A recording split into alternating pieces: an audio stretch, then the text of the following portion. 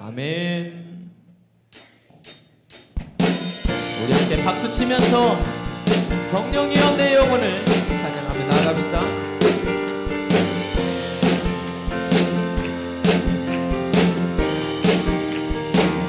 성령이여 성령이여 내 영혼을 충만케 하소서. 내 속에 강물이 넘쳐나게. 한 번 더. 성령이여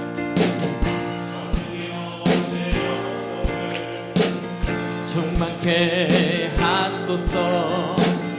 내 속에 강물이 넘쳐나게. 우리 한 번 더 할까요? 성령이여 성령이여 내 영혼을 충만케 하소서.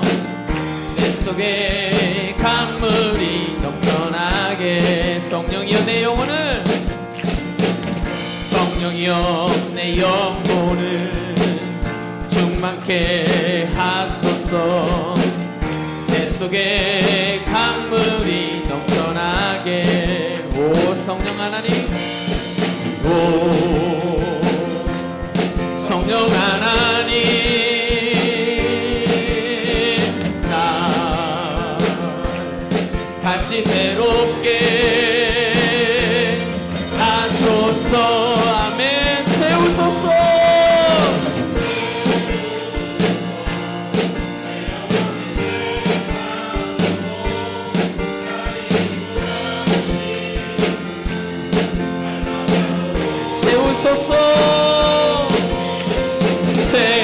채우소서. 내 영혼이 세상 유혹가 이기고 집주만 나타내도록. 우리 청도 성령이여 내 영혼을 성령이여 내 영혼을 충만케 하소서. 내 속에 강물이 성령이여 내 영혼을 충만케 하소서. 내 속에 강물이 넘쳐나게. 오 성령 하나님, 오 성령 하나님, 나 다시 새롭게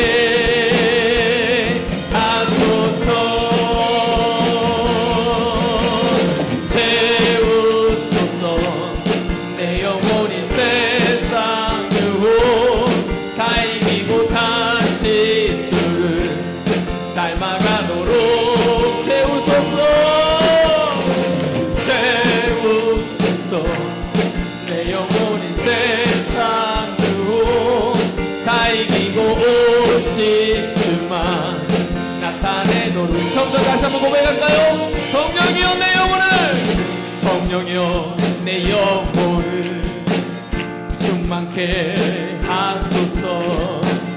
내 속에 강물이 넘쳐나게. 아멘. 성령이여 내 영혼을 충만케 하소서. 내 속에 강물이 넘쳐나게. 아멘. 오 성령 하나님, 오 성령 하나님, 나 다시 새롭게 하소서. 아멘. 채우소서. 채우소서. 내 영혼이 세상 유혹 다 이기고 다시 주를 닮아가도록. 채우소서.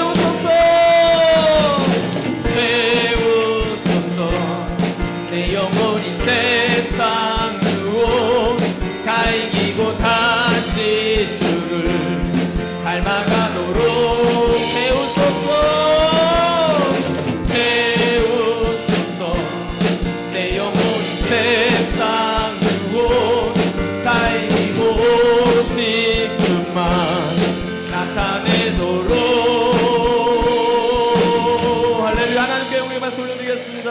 할렐루야. 이 시간 성령의 충만함으로 하나님의 약속을 바라는 귀한 시간 되기를 원합니다. 우리 일어나셔서 함께 찬양합니다. 여호와는 너에게 복을 주시기를 원하며 너를 지키시기를 원하시며 여호와는 그 얼굴을 너를 향하여 드사 은혜와 평강 주시기 원하노라. 한 번 더 고백할까요? 여호와는 너에게 복을 주시기를 원하며 너를 지키시기를 원하시며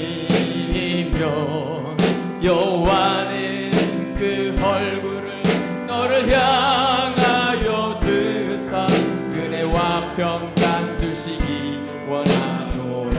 아멘. 너를 보배롭고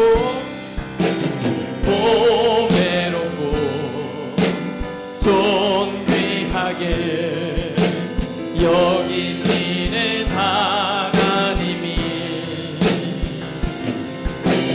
내 삶 속에서 이 약속을 진실하게 이루시리. 땅에 기름진 것으로 하늘에 신령한 것으로 너를 복주시고 지키실 하나님이 너의 영혼 잘 되도록 은혜 베푸시며 평강으로 인도하시. 우리 처음부터 다시 한번 고백할까요? 여호와는 너에게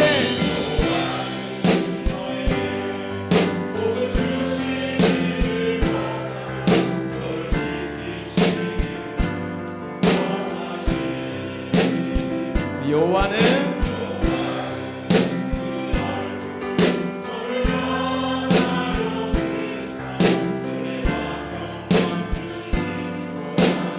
너를 보배롭고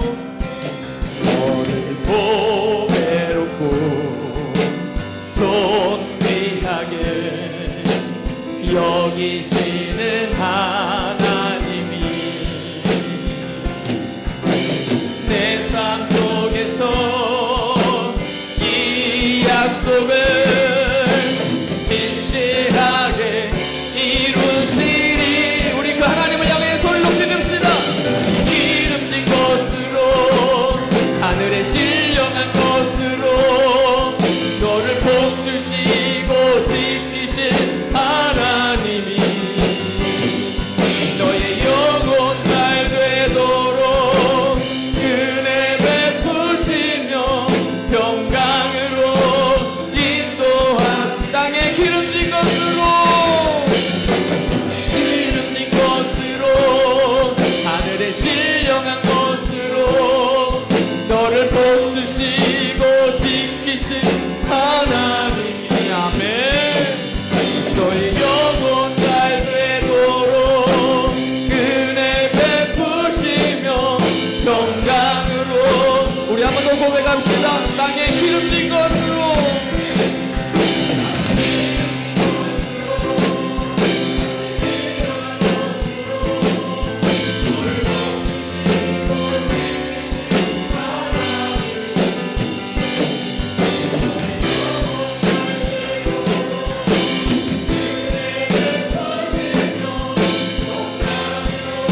우리 마지막으로 한 번 더 고백합시다. 땅에 기름진 것으로 하늘에 신령한 것으로 너를 복주시고 지키실 하나님 아멘. 너의 영혼 잘 되도록 은혜 베푸시며 평강으로 인도하시리.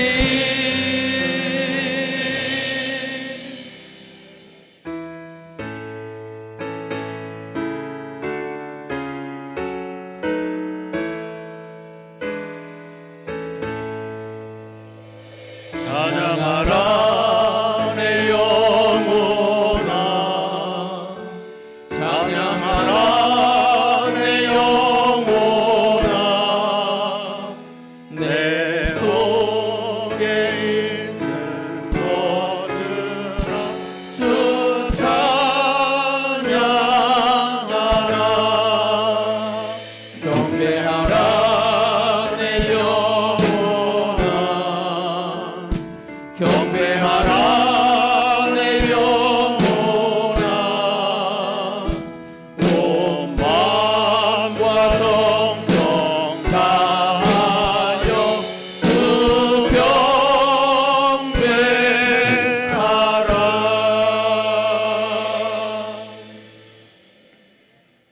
하나님은 우리의 피난처시오 힘이시니 그러므로 땅이 변하든지 산이 흔들려 바다 가운데에 빠지든지 바닷물이 솟아나고 뛰놀든지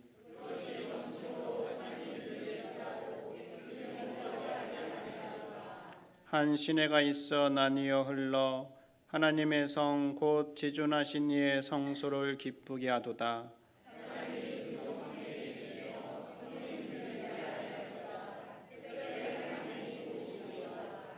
그가 땅끝까지 전쟁을 쉬게 하시며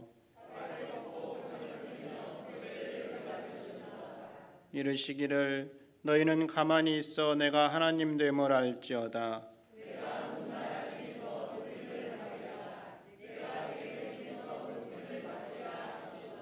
만군의 여호와께서 우리와 함께 하시니 아멘. 나는 전능하신 아버지 하나님 천지의 창조주를 믿습니다. 나는 그의 유일하신 아들 우리 주 예수 그리스도를 믿습니다. 그는 성령으로 잉태되어 동정녀 마리아에게서 나시고 본디오 빌라도에게 고난을 받아 십자가에 못 박혀 죽으시고 장사된 지 사흘 만에 죽은 자 가운데서 다시 살아나셨으며 하늘에 오르시어 전능하신 아버지 하나님 우편에 앉아 계시다가 거기로부터 살아있는 자와 죽은 자를 심판하러 오십니다. 나는 성령을 믿으며 거룩한 공교회와 성도의 교제와 죄를 용서받는 것과 몸의 부활과 영생을 믿습니다. 아멘.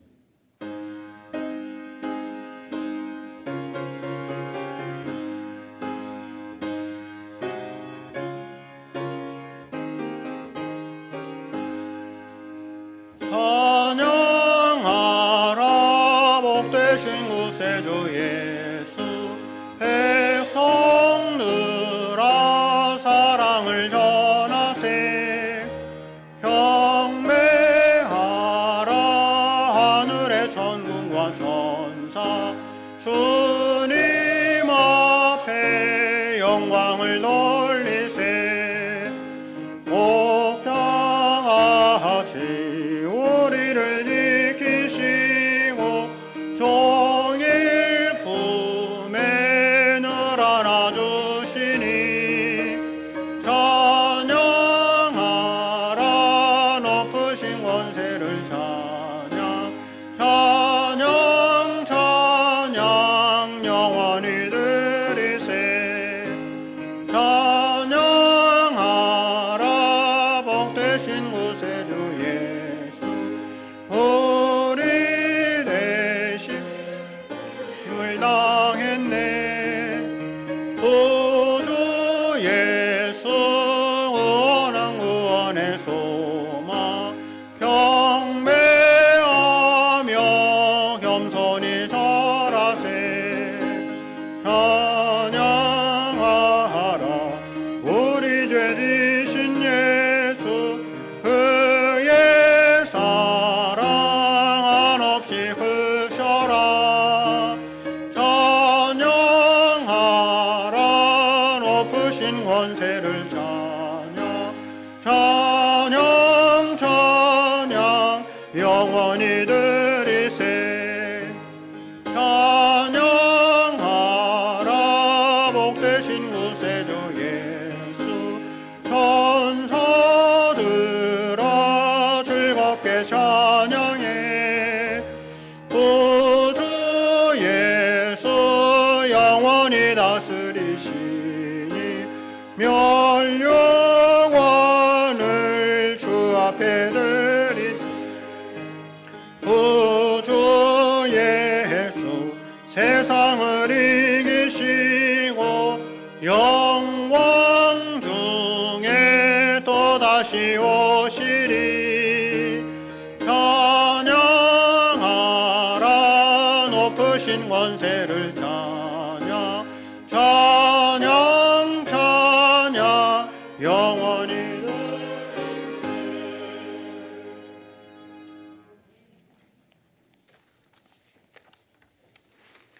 사랑과 은혜가 풍성하신 아버지 하나님, 지난 한 주간도 주의 은혜와 보호하심으로 살게 하시고 거룩한 주일 주의 동산에 오르게 하셔서 감사드립니다. 이 시간에는 우리들 각자의 걱정과 근심, 우리를 불편하게 하는 것들과 의심을 다 내려놓고 오로지 창조주 하나님만 바라보며 온전한 예배 드리기를 원하고 기도합니다. 참 좋은 계절 가을을 우리에게 허락하신 하나님, 누구나 인간은 행복하고 즐겁게 건강하게 살고 싶은 보편적인 꿈들이 있습니다. 그러나 우리가 살고 있는 이 세계를 바라보면 하나님이 창조하신 피조물인 인간을 살이가는 전쟁이 행해지고 있습니다. 환난 질고가 많고 슬픔과 괴로움이 가득한 암흑 같은 세상, 적자 생존의 정글 같은 세상입니다. 경제도 어렵고 취업도 힘들며 사는 게 힘드니 결혼도 안 하고 애도 안 낳는 세상이 되어갑니다. 너희 염려를 다 주께 맡기라 하신 긍휼하신 하나님, 이 시간 우리가 깨닫게 되기를 원합니다. 이른 비와 늦은 비로 우리를 지키시는 하나님께서 잠깐 고난을 당한 우리를 친히 온전하게 하시며 굳건하게 하시며 강하게 하시며 털을 견고하게 하신다 하셨으니 이 말씀으로 위로받고 새 힘을 내어 살아가는 우리 예일 성도들 되게 하시옵소서. 과거에는 육체의 욕심을 따라 지내며 육체와 마음이 원하는 것을 하는 진노의 자녀였지만 이제는 성령 안에서 하나님이 거하실 초소가 되기 위하여 그리스도 예수 안에서 함께 지어져가는 택하신 족속이요 왕같은 제사장이요 거룩한 나라임을 기쁨으로 깨달아서 우리 주님 주시는 평강이 가득한 우리 성도들 되기를 간절히 기도합니다. 육체의 질고로 고통 중에 있는 성도들이 많이 있습니다. 우리 주님 찾아가 피 묻은 오른손으로 만져주심으로 회복케 하여 주시고, 낙심하거나 우울감으로 신음하는 성도들에게는 사랑하는 내 아들아 내 딸아 나와 함께 가자 손 내밀어 잡아주시고 위로하여 주시옵소서. 평화동 이곳에 예일교회를 세우신 하나님, 그동안의 과오와 잘못, 원과 좌절과 핍박을 딛고 주의 종 백만기 목사님과 같이 새롭게 시작하게 하신 아버지께 감사드립니다. 예배 때마다 목사님을 통하여 주시는 말씀이 사람의 외침으로 들려지지 않고 하나님께서 주신 말씀으로 들려지게 하시니 하나님께 감사드립니다.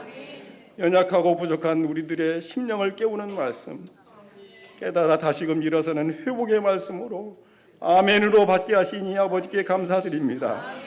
이제는 우리 예일 원성도가 하나 되어서 주신 말씀대로 살면서 예수 그리스도의 사랑과 흔적을 우리 공동체 안의 형제 자매들과 이웃들에게 흘려보내는 충성되고 신실한 교회와 성도 되게 하시옵소서. 하나님께서 우리 예일교회를 통하여 이루고자 하시는 일들을 우리가 잘 감당하도록 우리에게 성령의 능력을 부어주시고 함께 동역할 주의 일꾼들도 보내주시길 원합니다. 남선교회와 여전도회, 안수집사회와 권사회 등 모든 기관과 속회들을 이끌어 나가는 리더들에게 충성된 믿음과 헌신의 열정을 부어주셔서 우리 교회에 야긴과 보아스 같은 기둥 같은 기관들 되어 다시금 예일교회 부흥의 역사를 써가게 하시옵소서. 자비로우신 하나님, 이 시간 백만기 목사님 생명의 말씀을 전하고자 강단에 세우셨습니다. 오늘도 우리에게 꼭 필요한 영의 양식을 마음껏 전하고 받아 누리는 복된 시간이 되길 원합니다. 말씀 전하실 때 피곤치 않도록 영육간의 강건함도 허락하여 주시고 모든 예배위원들에게 은혜를 베풀어 주시며 오늘 또 여러 곳에서 수고하고 애쓰는 주의 종들에게 복 주시고 할렐루야 찬양대의 찬양도 기쁘게 받아 주시옵소서. 오로지 하나님 한 분만 영광 받으시는 신실한 예배 되기를 원하며 우리 주님 예수님의 이름으로 기도드립니다. 아멘.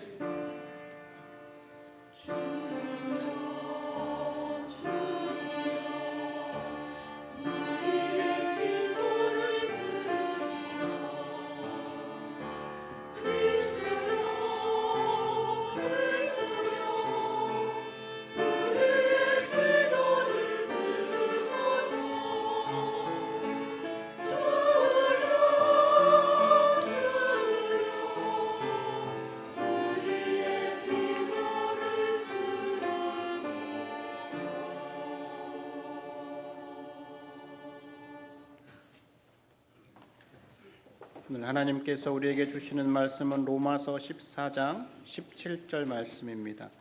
신약 성경 259 구면에 로마서 14장 17절의 말씀, 우리 한 절 말씀 한 목소리로 함께 읽도록 하겠습니다. 하나님의 나라는 먹는 것과 마시는 것이 아니요 오직 성령 안에 있는 의와 평강과 희락이라. 아멘.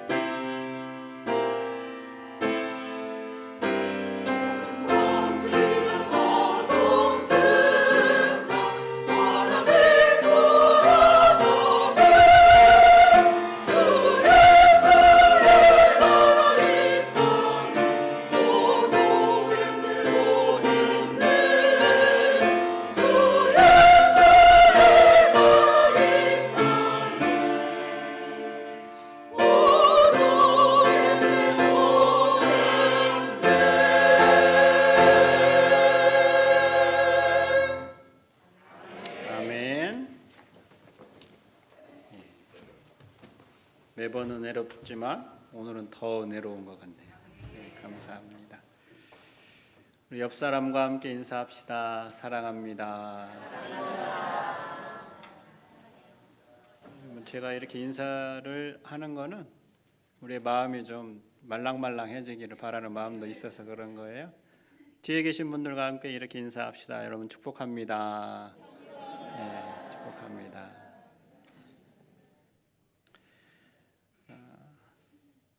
지난주에 교회는 어떠한 곳인가 이제 제가 말씀을 나눴습니다. 교회는 어떠한 곳이라고 그랬죠? 지난주에? 예, 감사합니다. 그래야 제가 할 말이 있어요. 교회는 하나님을 예배하는 예배 공동체입니다. 기억나시죠 이제? 예. 예, 교회는 하나님을 예배하는 공동체. 그래서 하나님을 예배하는 공동체는 하나님께서 부르신 공동체라고 이야기를 했어요. 그래서 하나님의 부름을 받아서 기존의 삶의 방식을 이제 버리고 새로운 사명을 공유하게 된 공동체, 바로 그것이 교회라고 했어요. 하나님께서 아브라함을 부르셨잖아요. 그것처럼 하나님께서 우리를 부르셨어요. 그래서 우리가 기억해야 될 것은 교회라는 곳은 어떤 사람의 기획이나 노력으로 만들어진 곳이 아니다라는 거예요. 교회는 근본적으로 죄인을 부르신 하나님의 능력으로 형성된 곳이다. 그래서 교회의 주인은 목사인 저도 아니고 성도 여러분들도 아니고 교회의 주인은 하나님이셔야 합니다. 이런 면에서 교회를 세습한다라는 것은 하나님이 주인이신 교회에 어울리지 않는 모습이죠. 하나님의 부르심의 목적이 우리를 통하여서 예배 받으시기 원하신다라고 했을 때, 그러면 우리가 교회 안에서 예배만 드리면 될까? 이렇게 생각할 수 있잖아요. 하나님 앞에 우리끼리 예배만 드리는 게 교회의 또 전부는 아닙니다. 우리를 부르신 하나님 앞에 예배하고 그 예배함을 통하여 우리가 힘을 얻고 우리는 다시 세상으로 나아가야 하는 거예요. 그래서 세상으로부터 우리를 부르신 그 목적에 맞게 우리가 다시 세상으로 나아가야 된다라는 것을 간판 신학자 칼 바르트가 이렇게 이야기를 합니다. 교회의 삶이 자기 자신에게 봉사하는 일에 소진되는 곳에는 죽음의 맛이 나면서 다음에 결정적 사실이 망각된다. 교회의 삶은 오직 우리가 그리스도를 통한 하나님과의 화해라는 소식 전달의 직무라 부르는 것을 실행하는 중에 살아있게 된다. 이렇게 써 있는데 좀 어려운 말일 수도 있는데요. 간단한 거는 이걸 간단하게 이야기하면 이거예요. 교회는 오직 그리스도의 복음을 전하는 일에 동참할 때 살아있게 된다. 이렇게 이야기를 하는 거예요. 이처럼 교회는 하나님의 부르심을 받은 공동체이면서 동시에 세상으로 파송받는 중요한 공동체입니다. 그럼 이쯤에서 제가 이러한 질문을 해보겠습니다. 이처럼 중요한 교회를 누가 만드셨을까라는 거예요. 제가 서두에 하나님께서 부르셨다라고 이야기를 했으니까 하나님께서 만드셨습니다라고 생각할 수도 있는데요. 우리가 이 질문에 답하려면 교회가 생겨난 신약 성경을 통해서 우리가 좀 확인을 해볼 필요가 있어요. 신약 성경, 특히 복음서에서는 교회라는 단어가 의외로 딱 두 곳밖에 등장하지 않아요. 그 가운데 한 곳이 예수님께서 제자들에게 가이사랴 빌립보로 이제 걸어가실 때 이런 질문을 하시잖아요. 야, 사람들이 나를 누구라고 하냐? 이제 이렇게 질문을 하실 때 엘리야, 예레미야, 이렇게 이제 대답을 할 때 역시 언제나 수제자 베드로가 손을 들고 답하잖아요. 주는 그리스도시요 살아계신 하나님의 아들입니다. 이렇게 이제 정답을 이야기를 하잖아요. 그래서 예수님께서 그 대답을 들으시고 대답 잘했다 이렇게 이제 칭찬을 하시면서 그 고백 위에 주님께서 교회를 세우시겠다라고 약속하셨습니다. 그러면 예수님께서 교회를 세우신 걸까?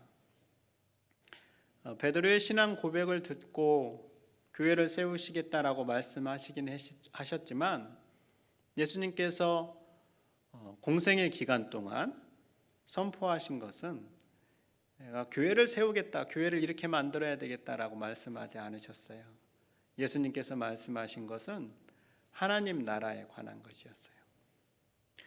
하나님 나라는 이러한 곳이다. 하나님 나라는 이러이러해야 한다. 이렇게 하나님 나라에 관한 것들을 선포하셨어요.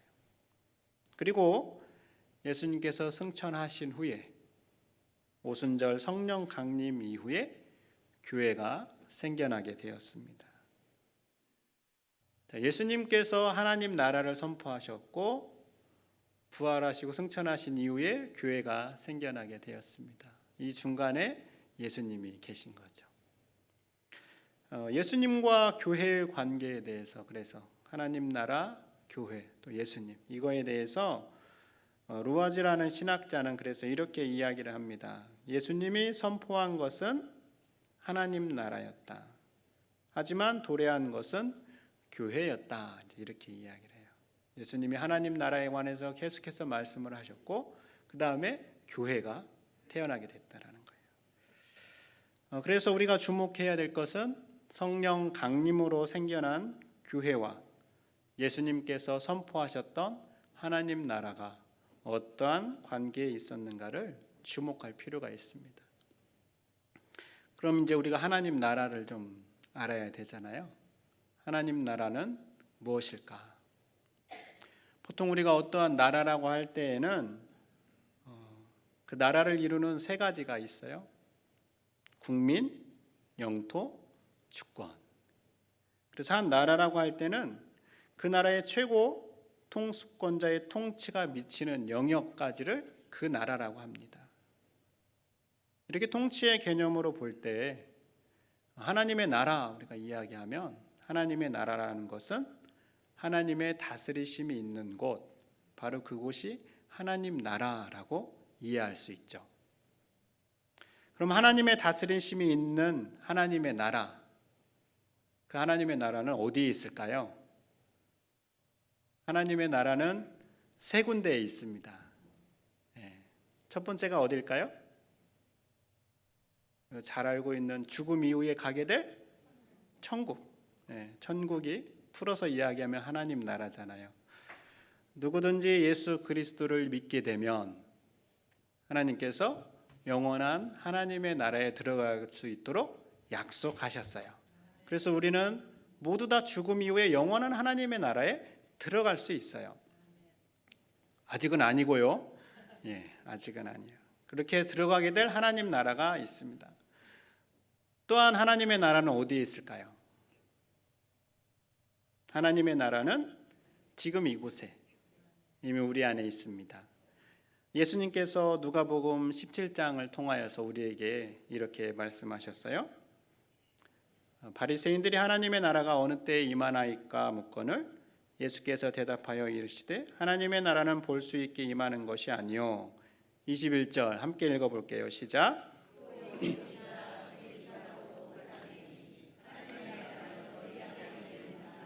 아멘. 하나님의 나라가 어디 안에 있다고요?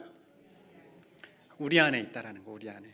왜냐하면 우리가 예수님을 믿고 우리 마음 가운데 하나님의 다스리심을 우리가 받게 되면 그곳이 바로 하나님의 나라이니까 하나님의 나라가 우리 안에 있다라고 말씀드릴 수 있죠. 자, 그러면 하나님의 나라가 제가 세 가지가 있다고 그랬는데 두 가지까지는 됐고 나머지 하나는 어디에 있을까요? 하나님의 나라 세 번째로는 언젠가 임할 하나님의 나라입니다. 하나님의 꿈은 우리 안에만 하나님의 나라가 임하는 것이 아니라 하나님께서 만드신 이 피조 세계에 온전하게 하나님의 나라가 임하기를 꿈꾸고 계셔요. 그래서 이사야 선지자를 통하여서 말일에 이루어질 하나님 나라의 모습이 어떤가? 이사야 예언자는 그 나라가 더 이상 전쟁이 없는 나라라고 선포하고 있어요. 그 나라에서는 칼을 쳐서 보습을 만들고 창을 쳐서 낫을 만들게 되고 이 나라와 저 나라가 다시는 칼을 들고 전쟁하지 않는 나라라고 예언하고 있습니다. 또한 마지막에 이루어질 하나님 나라는 두려움 없이 모두가 평화롭게 지내는 세계라고 말하고 있습니다. 이리가 어린 양과 함께 살고 암소와 곰이 함께 먹고 젖 먹는 아이가 독사의 구멍에서 장난해도 아무렇지 않은 곳이다라고 말하고 있어요. 지금 현재로서는 우리가 상상할 수 없는 모습이죠. 이리가 양과 어떻게 함께 있겠어요? 또한 최종적으로 완성될 하나님 나라는 모든 인류가 하나님의 자녀가 되어서 하나님의 영광을 보는 나라, 바로 그것이 하나님 나라라고 합니다. 이사야 40장 4절과 5절 말씀에 그렇게 우리에게 말씀하고 있는데요. 골짜기마다 도두어지며 산마다 언덕마다 낮아지며 고르지 아니한 곳이 평탄하게 되며 험한 곳이 평지가 될 것이요. 5절 말씀 함께 읽겠습니다. 여호와의 영광이 나타나고 모든 육체가 그것을 함께 보리라. 이는 여호와의 입이 말씀하셨느니라. 아멘. 높은 곳과 낮은 곳, 또 골짜기와 언덕들이 낮아지고 평탄하게 되는 평등한 곳, 그리고 사람들이 하나님의 영광을 보는 나라, 바로 그곳이 하나님 나라라는 거예요. 이런 하나님 나라가 여러분 이루어졌나요? 안 이루어졌나요? 아직은 아니에요. 우리가 전 세계를 돌아보면 아직도 전쟁하고 있는 나라도 있고 평화가 이루어지지 않은 곳들이 있잖아요. 그래서 하나님의 나라가 우리 안에는 이미 임했지만 하나님께서 꿈꾸고 계실 완전한 하나님의 나라는 아직 우리 가운데 오지 않았습니다. 이미와 아직 사이에서 우리가 계속해서 하나님 나라를 확장시켜 가며 살아가야 할 의무가 우리 안에 있는 것이죠. 이런 하나님의 꿈을 알고 있었던 예수님은 공생애를 그래서 시작하시면서 가장 처음에 하신 말씀이 회개하라, 천국이 가까이 왔다라고 말씀하시는 거예요. 하나님 나라가 가까이 왔으니까. 그럼 이제 앞에서 질문했던 대로 예수님께서 말씀하시는 하나님 나라와 교회는 어떠한 관계에 있을까라는 거예요. 교회와 하나님 나라가 동일하다 그런 것은 아닙니다. 왜냐하면 지금 우리가 살펴본 것처럼 하나님 나라는 훨씬 더 크고 넓고 깊기 때문에 그렇습니다. 그럼 교회는 무엇일까요? 교회는 하나님 나라를 미리 맛보게 하는 곳입니다. 여러분, 우리가 장 보러 갈 때 전통 시장도 가지만 대형 마트에 갈 때도 있잖아요.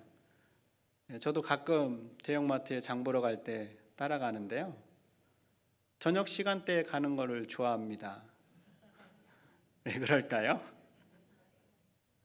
네, 뭐 1+1도 있는데 시식 코너가 있어요.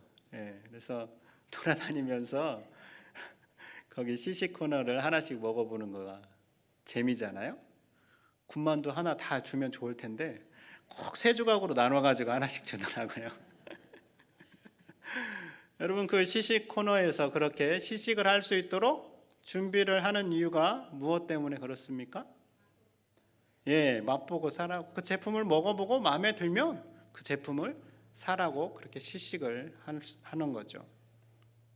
마찬가지로 교회는 먼 훗날 도래할 하나님의 나라를 지금 이곳에서 미리 맛보게 해주는 공동체라는 거예요. 우리 안에 하나님의 다스리심, 하나님의 나라가 임할 수 있도록 그러한 모습들이 어떠한 것인가를 미리 맛보도록 보여주어야 하는 곳이 교회라는 거예요. 교회가 드러내야 할 하나님 나라는 구체적으로 어떠한 것인가? 오늘 본문은 어떻게 말씀하고 있습니까? 하나님의 나라는 먹는 것과 마시는 것이 아니요 오직 성령 안에 있는 의와 평강과 희락이라라고 말씀하고 있습니다. 바울이 하나님의 나라를 이야기하는데 먹는 것과 마시는 것이 아니다라고 이야기를 하고 있어요. 먹는 것과 마시는 것 중요한데 바울이 왜 이렇게 이야기를 하고 있을까요? 이 바울이 보낸 이 편지를 받는 사람들은 로마에 있는 교회 공동체였습니다. 근데 로마에 있는 이 교회 공동체에 어려움이 있었어요. 어떠한 어려움인가?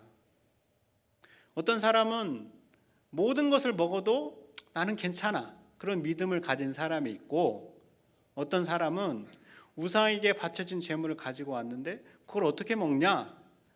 나는 그것을 먹을 만한 믿음이 없다. 이렇게 이야기하는 사람이 있었어요. 또 어떤 사람들은 어떤 음식을 먹기 전에 반드시 손을 씻고 먹어야 된다. 이렇게 이야기하는 사람도 있었고, 어떤 사람들은 그거 손을 왜 씻냐? 그냥 먹어도 되는데 라고 이야기하는 사람들이 있었어요. 그러니까 저마다의 기준으로 서로 다른 의견들을 이야기하면서 갈등들이 있었다라는 거예요. 그래서 서로를 향한 판단, 비판, 정죄가 그 교회 공동체 안에 있었습니다. 그래서 바울이 이야기하는 거예요. 하나님의 나라는 뭐 어떻게 먹고 어떻게 마시느냐? 이런 거에 있는 게 아니다. 하나님의 나라는 하나님과 우리가 어떠한 관계에 있느냐? 이것을 잘 유지하면서 하나님의 나라가 특징을 잘 드러내는 데 있다. 이제 바울이 이야기하고 있는 거예요. 하나님의 나라의 특징은 무엇인가? 바울이 세 가지를 우리에게 이야기해 주고 있습니다. 의와 평강과 희락. 하나님 나라의 특징인 이 의는 무엇을 말하는 것일까요? 의는 옳음을 뜻하잖아요. 옳음. 치우침이 없는. 그런데 성경에서 이 의는 그리스도인이 하나님 앞에서 의롭다라고 칭함을 받는 상태, 그것을 의라고 이야기하기도 합니다. 그러니까 우리가 믿음으로 의롭게 된다라고 이야기하잖아요. 그때의 그 의를 뜻하는 것이죠. 그런데 생각해 보세요, 여러분. 우리가 하나님 앞에 의롭다라고 이야기할 수 있습니까? 모든 사람은 죄인이기 때문에 하나님 앞에 의로운 인생은 아무도 없어요. 그런데 왜 우리는 의롭다라고 이야기를 할까요? 하나님께서 죄인인 우리를 그저 긍휼히 보시고 우리를 기쁘게 바라보시면서 그래, 네가 부족하고 죄인이지만 그래도 나는 예수 그리스도의 보혈로 너를 의롭다라고 봐준다, 이렇게 말씀하시는 거예요. 바로 이것이 믿음으로 의롭게 됐다라는 뜻입니다. 마찬가지로 교회는 이러한 곳이어야 합니다. 우리를 의롭다라고 봐주시는 하나님의 시선으로 서로가 서로를 향하여 바라보는 거예요. 판단, 비난이나 정죄가 아니라 서로가 서로를 있는 모습 그대로 받아주면서 나를 긍휼히 여기신 하나님의 시선과 마음으로 상대방을 봐주는 것, 바로 이것이 의라는 거예요. 근데 언제부턴가 교회가 그렇지 못한 곳이 되었다라고 이야기합니다. 교회를 찾아서라는 책에서는 교회의 모습을 이렇게 이야기하기도 합니다. 우리는 교회에서 가장 좋은 모습만 보여주어야 한다고 생각한다. 언젠가부터 교회를 건강한 사람들이 모이는 곳이라 생각하게 되었다. 교회는 어떤 사람이든지 받아주어야 하는 곳이고 가장 행복한 장소가 아니라 가장 솔직한 장소여야 한다. 여러분, 하나님 나라를 미리 맛보게 하는 교회는 건강한 사람들만 모이는 곳이 아닙니다.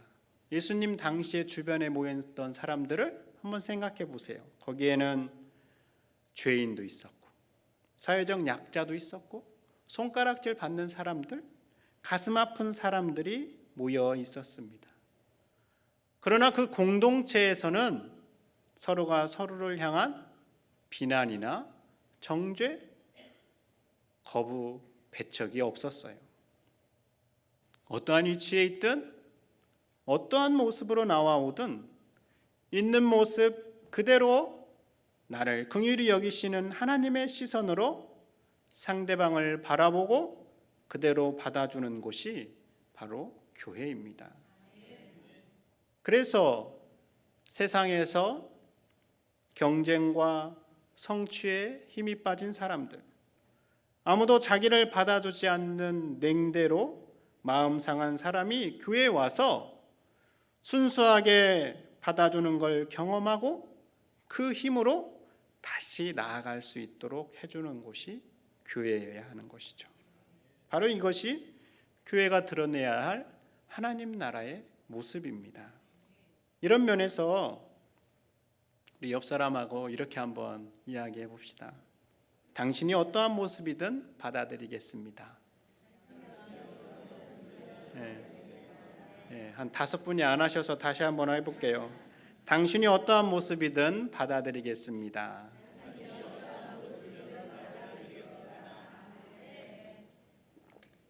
우리가 이렇게 말하면서 마음에 나 누구는 못 받아들이겠는데 이러면 안 됩니다. 어떠한 모습이든 하나님이 어떠한 모습이든 우리를 받아주시잖아요. 우리가 그러한 마음으로 누구든 다 받아주어야 하는 곳이 교회라는 거예요. 다음으로 평강은 무엇일까요? 평강은 전쟁이 끝난 상태입니다. 평강 혹은 평화라는 이 단어는 모든 것이 질서에 맞게 잘 유지되는 상태를 뜻합니다. 유대인들에게는 이 평강을 샬롬이라는 단어로 나타냈습니다. 샬롬은 여호와 하나님만이 줄 수 있는 거예요.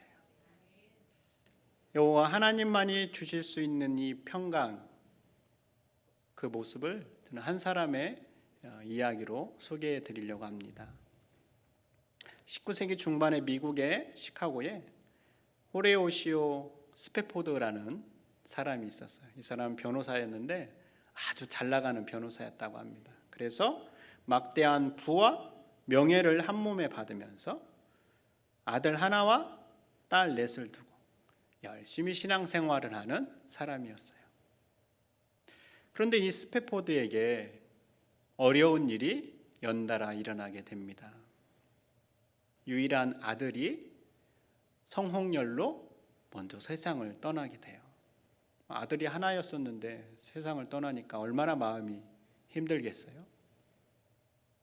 그리고 난 다음에 1871년에 시카고에 대화재가 일어나게 되었는데 그때 그만 이 스페포드의 집도 같이 불에 타서 사라지게 되었어요. 하루아침에 집이 없어지게 된 거죠. 이 충격으로 사랑하는 아내가 이제 병을 얻게 돼요. 알아 누워 있으니까 스페포드가 건강도 회복할 겸 기분 전환도 할 겸 이제 여름 휴가를 맞이해서 유럽으로 놀러 가자 이제 이렇게 제안을 했어요. 그래서 아내와 딸 넷이 배를 타고 유럽을 향해서 이제 가기로 했는데 출발하기 직전에 스페포드에게 급한 일이 생겨서 아내와 딸만 먼저 이제 배를 태워 보냈어요. 아내와 딸을 태운 배가 대서양을 건너가다가 영국의 철갑선하고 정면 충돌을 하면서 그만 그 배에 타고 있던 승객들이 목숨을 잃게 되었어요. 스페포드의 딸 4명도 모두 세상을 떠나게 되었습니다. 홀로 살아남은 아내가 유럽에 도착해서 남편에게 전보를 보냈어요. 이러이러하게 되었다. 스페포드가 급하게 배를 타고 유럽을 향해 가면서 사고가 난 지점을 지나가게 되었는데요. 여러분 스페포드의 마음이 어떻겠어요?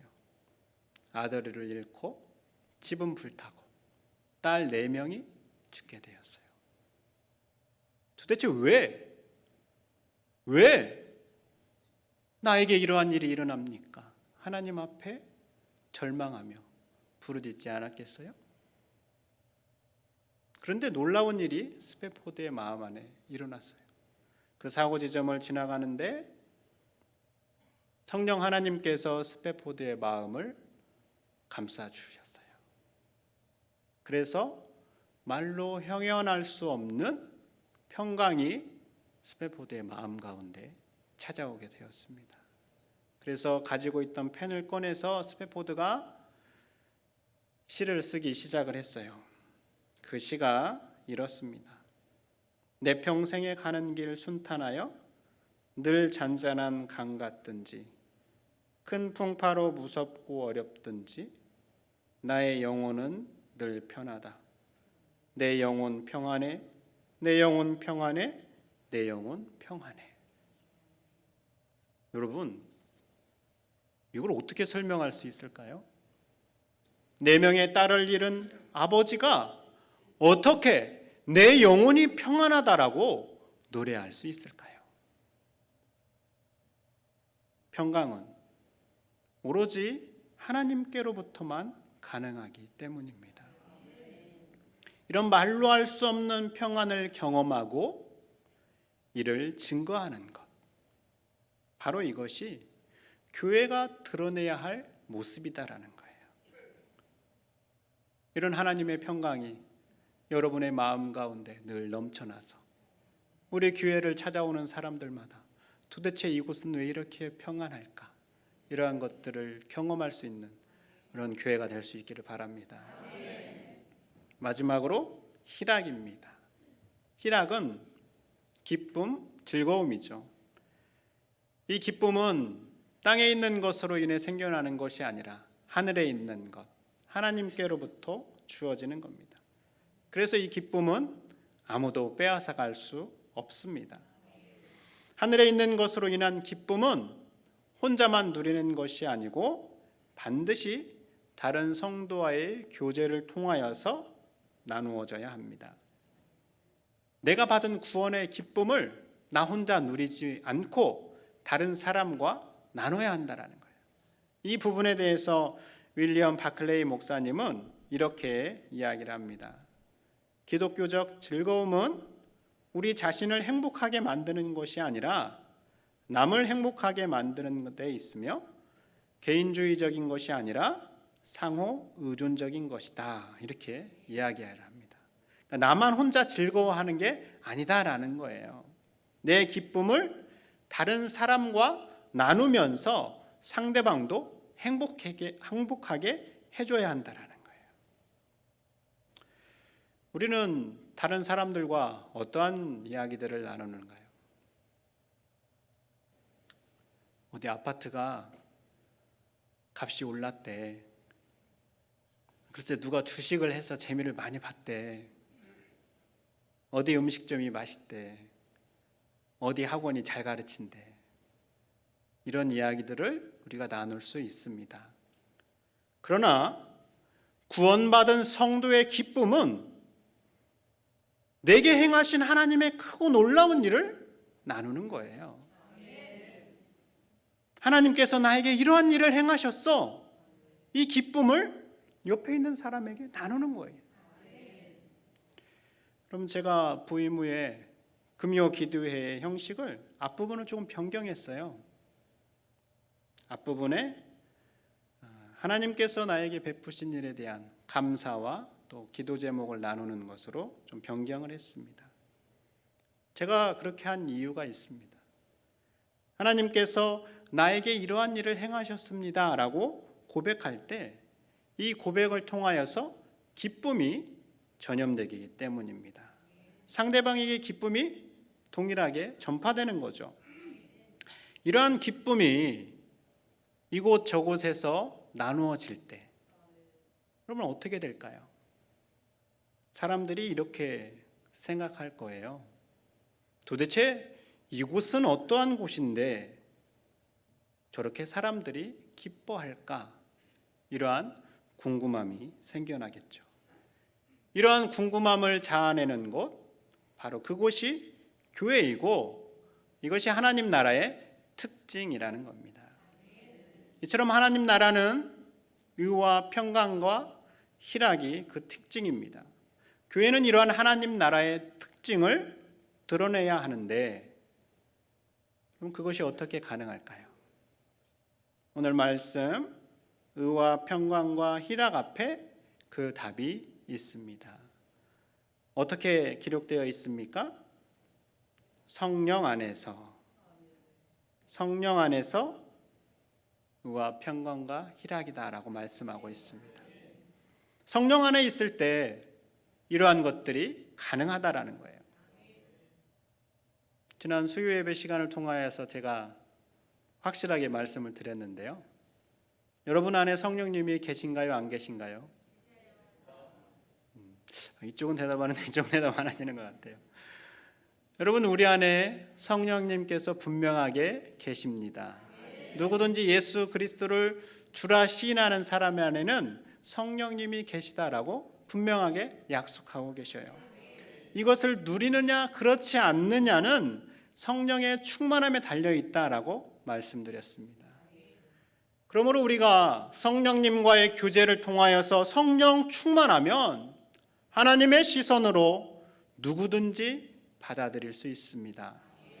성령 안에 우리가 거하면 세상이 줄 수 없는 평강이 우리의 마음 가운데 가득하게 될 것입니다.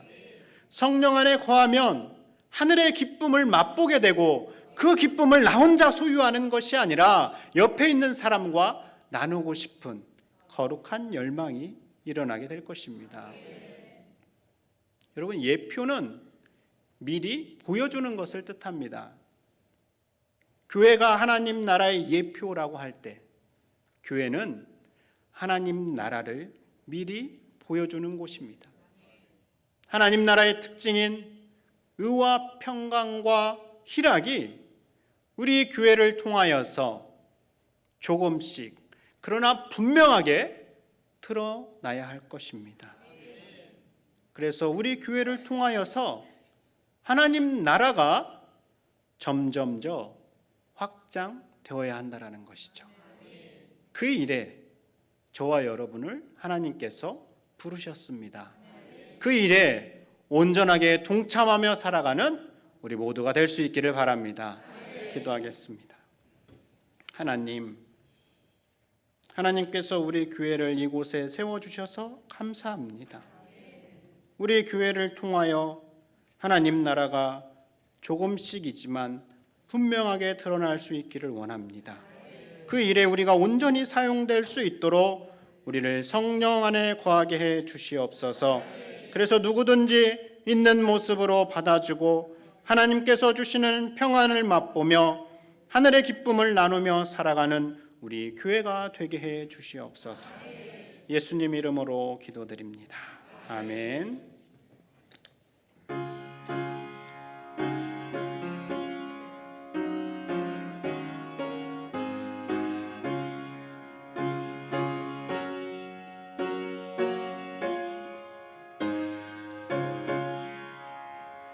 내 평생에 가는 길 순탄하여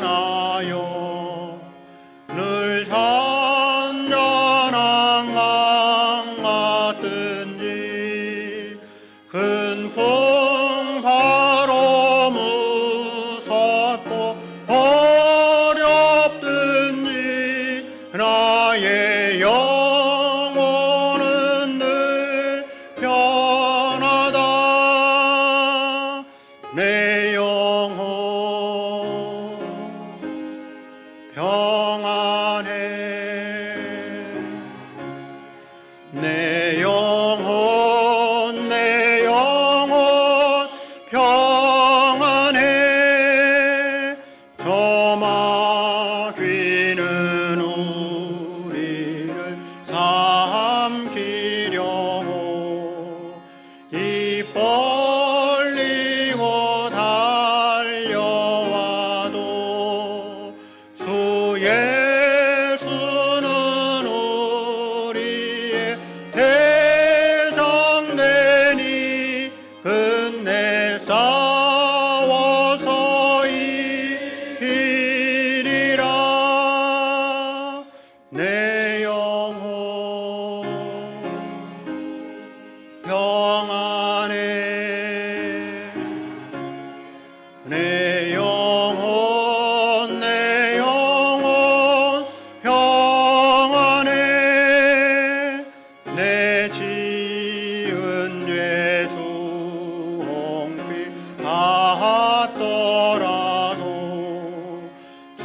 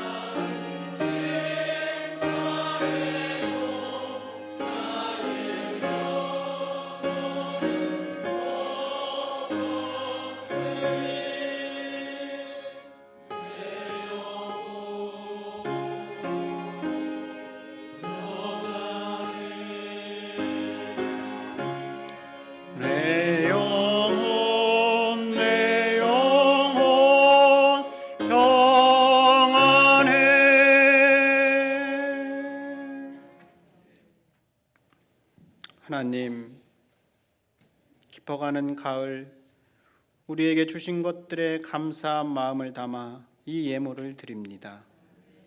우리의 예물만이 아니라 우리의 마음도 담아 드리오니 우리가 드리는 것을 기쁘게 받아주시고 우리에게 예비하신 은혜를 내려 주시옵소서.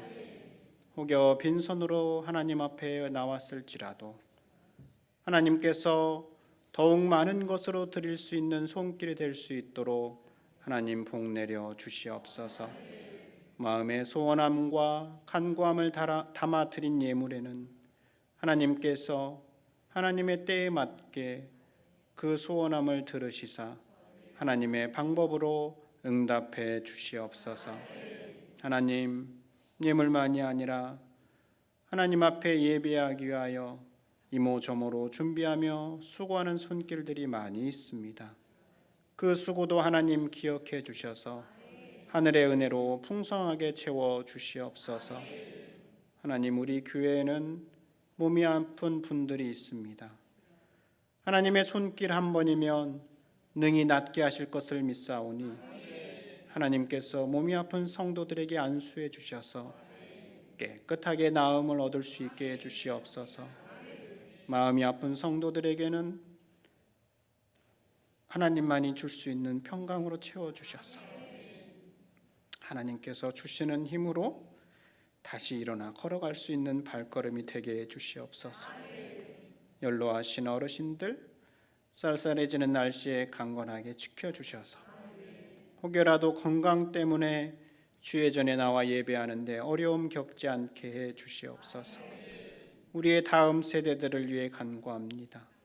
우리 교회의 미래인 청년과 중고등부, 아동부, 유치부, 어린 자녀들이 어려서부터 하나님을 아는 지식에서 자라갈 수 있게 하시고 무엇보다 하나님을 참되게 예배하는 예배자들이 되게 해 주시옵소서. 이들을 가르치며 양육하느라 수고하는 교사 선생님들 지치지 않게 하여 주시고 늘 성령의 충만함으로 덧입혀 주시옵소서. 예수님 이름으로 기도드립니다. 아멘.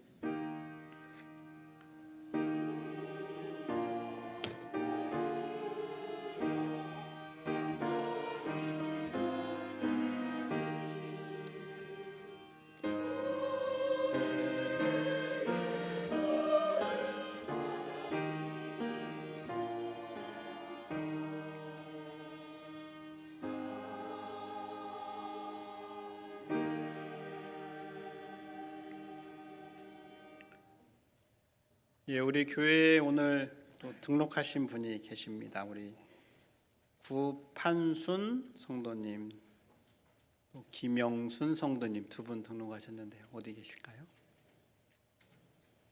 예, 또 김영순, 예, 자리에서 한번 예, 괜찮으시면 일어서 주시고 예, 같이 다시 한번 안녕하겠습니다. 제가 한번 기도하겠습니다. 하나님, 우리 교회에 구판순 성도님 또 김영순 성도님을 보내주셔서 함께 신앙생활하게 하심에 감사를 드립니다. 하나님, 무엇보다 예수 그리스도를 온전하게 잘 알 수 있게 하시고 그래서 믿음의 길을 걸어가는 동안 아버지 하나님께서 그 손을 꼭 붙잡아 주셔서 영원한 하나님의 나라에까지 승리하며 걸어갈 수 있게 인도해 주시옵소서. 건강도 지켜주시고 사랑하는 자녀들도 하나님께서 늘 날개 아래 보호해 주시옵소서. 예수님 이름으로 기도드립니다. 아멘. 네, 감사합니다. 교회 소식 전하도록 하겠습니다. 다음 주에는 1부, 2부 예배 시간에 성찬식을 진행하려고 합니다. 여러분 한 주간 동안 기도로 준비하셔서 성찬에 임해 주시기 바랍니다. 모임 광고인데요. 오늘 본당에서 예배 후에 남성교회 원례회 모이고요. 찬양 예배 후에는 정기 재직회로 모이겠습니다. 피택자 교육은 정기 재직회 후에 여전도실에서 모이도록 하겠습니다. 기쁜 소식인데요. 우리 한문수 집사님, 이지연 집사님 아들 한상욱 군 결혼식이 이번 주 토요일 용인에 있는 페이지 웨딩홀에서 있습니다. 교회에서는 10시 30분에 출발할 예정인데요. 여러분 많이 축하해 주시기를 바랍니다. 제가 부임 후에 이제 교인 교적들 정리 때문에 교인 기록 카드를 이제 말씀드렸었는데요. 아직도 제출을 안 해주신 분들이 계셔요. 그래서 여러분 로비에 비치되어 있으니까 그 양식지를 가져가셔서 잘 작성해 주시면 감사하겠고요. 지난주에 제가 교회 안에 봉사의 손길이 많이 필요합니다. 제가 그렇게 말씀을 드린 후에 혼자 걱정했어요. 엄청 많은 분들이 전도사님께 이야기를 하면 전도사님이 곤란할 텐데 어떡할까 그랬는데 아직 그런 일이 안 생긴 것 같아요. 그래서 여러분 기회가 될 때 여러분 열심히 신청해 주시고요. 또 전도팀 또 수고해 주시고 또 주방 담당도 여러분들 잘 기억하시고 수고해 주시면 감사하겠습니다. 특별히 우리 교회 밥이 참 맛있잖아요, 그렇죠? 그런데 이제 우리가 잔반을 안 남기고 드시는 것도 필요할 것 같아요. 하나님께서 주신 우리 또 자연 환경을 잘 보존할 또 책임이 우리에게 있으니까 여러분 드실 만큼 가져가서 드시고 필요하면 더 가져가서 드실 수 있도록 협조해 주시기를 바랍니다. 우리 앞뒤 좌우에 계신 분들과 함께 한번 이렇게 인사하겠습니다. 하나님 나라를 드러내며 살아갑시다. 아멘. 다 같이 일어나시겠어? 찬송 208장 찬송하십니다.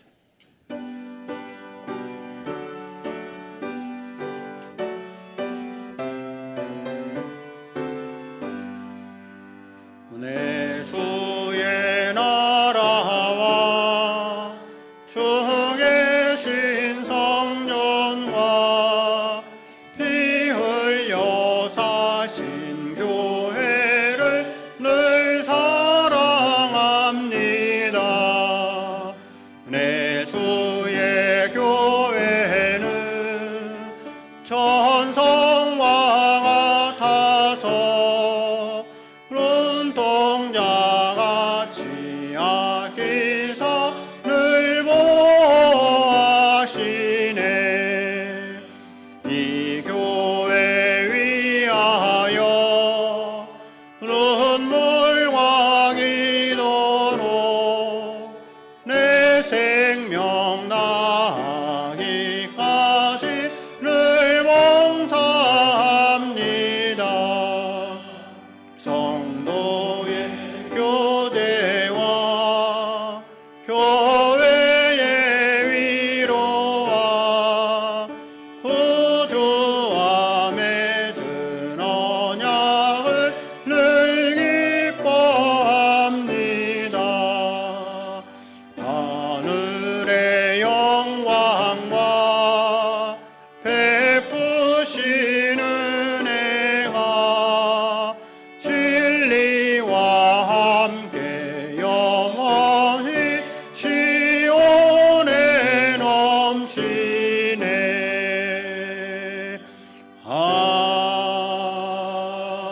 아멘. 주 예수 그리스도의 은혜와 하나님 아버지의 사랑과 성령의 교통하심이 거룩한 주일 하나님 앞에 예비하고 삶의 자리로 나아가는 우리 예일교회 모든 성도들 머리 위에 그 가정 위에 자녀들 위에 영원히 함께 하시기를 축원하옵나이다. 아멘.